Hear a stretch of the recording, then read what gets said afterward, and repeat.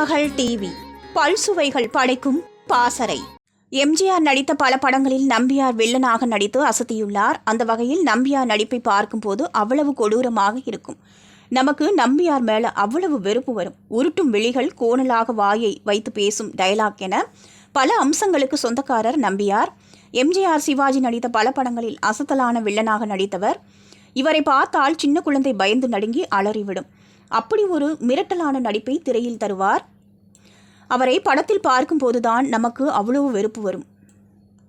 ஆனால் நிஜத்தில் பரமசாது. அவர் சிறந்த ஐயப்ப பக்தர். தன் வாழ்நாள் இறுதி வரை குருசாமியாக ஐயப்பன் கோவிலுக்கு போவதை வழக்கமாக வைத்திருந்தார். ஒருமுறை எம்ஜிஆர் படப்பிடிப்பில் உயிருக்கு போராடும் போது நம்பியார் தான் காப்பாற்றினாராம். அது என்ன படம் என்று பார்க்கலாம்.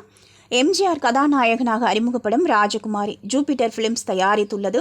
அந்த படத்தில் நம்பியார் எம்ஜிஆரின் நண்பராக நடித்தார். ஒரு காட்சியில் எம்ஜிஆர் தூக்கு மாட்டிக் கொள்ள வேண்டும்.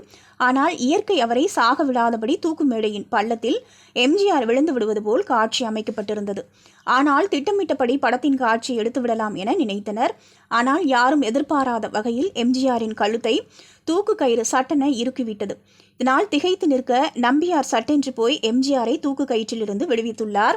அப்படி உயிரை காப்பாற்றியவர் தான் நம்பியார். அந்த வகையில் எம்ஜிஆர் உடனான அவரது நட்பு ஆழமானதுதான். ஏஎஸ்ஏ சுவாமி இயக்கத்தில் 1947 வெளியான படம் ராஜகுமாரி. மு. கருணாநிதி வசனம் எழுதியுள்ளார்.